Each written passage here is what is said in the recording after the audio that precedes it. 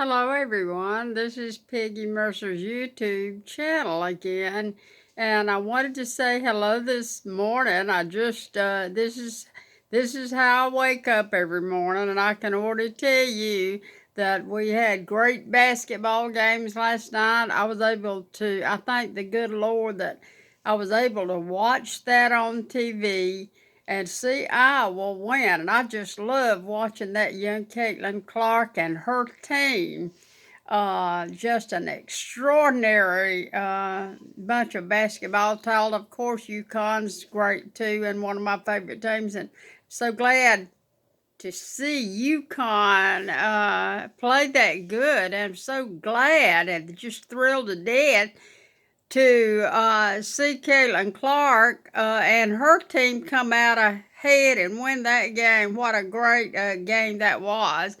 And I also got a call last night, and a young lady was talking to me about what I meant by controlling my speech and my writing in my books.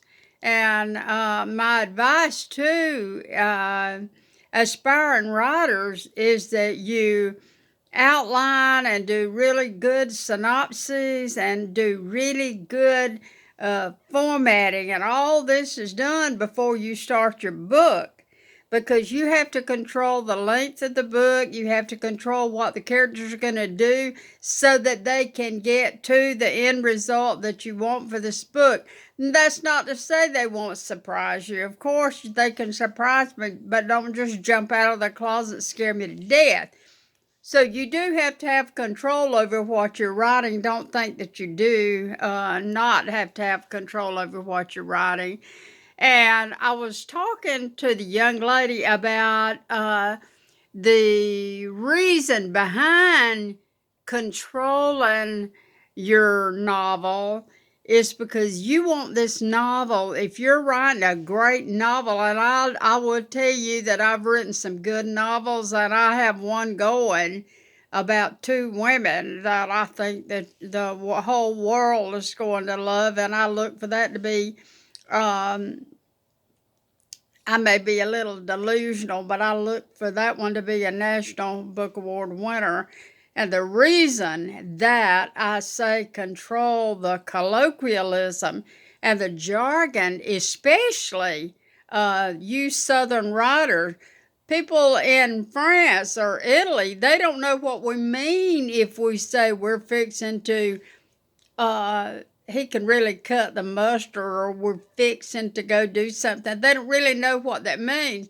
So, and I had a really great editor and person that was helping me with Another Island, Another Moon, and that was Vicki Lanier down at the beach there in Fernandina, a lifelong friend of mine and excellent in English, and she was helping me uh, figure out the editing of Another Island, Another Moon. And she said, I'm just not going to let you use all these commas. And she was right. And thank you so much. Hey, Vicki and Ken. And I want to say, get a good editor and let them help you figure out your jargon. You want to write literary so that the whole world knows what you mean. Don't write for just a small group of people, which is what we do when we try to just use our Southern, and the Ricky Bragg books I know, and some of the other Southern writers that I love dearly. They just go all out with the Southern stuff. But if you want this novel to succeed in France or some of the other great countries, then of course you're going to have to write more literary and control what you write.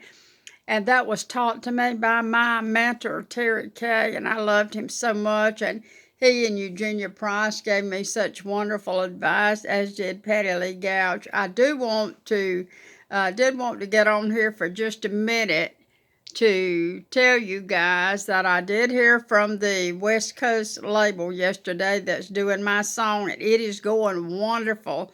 The name of the song is House Beside the Road, and that song is going to be on Spotify that I wrote very soon. I will say goodbye. I'm supposed to be back on Monday and not today. I wanted you to kind of get a clarification on that, controlling the jargon and the southern writing as well. Some northern phrases or western phrases might not be acceptable in France. You want a literary enough book. Keep it simple, write tight, okay? And I'll be back on Monday to talk about to wrap totally up all the way through the peak of the novel. And thank you so much for saying hello to me this Saturday morning. Thank you.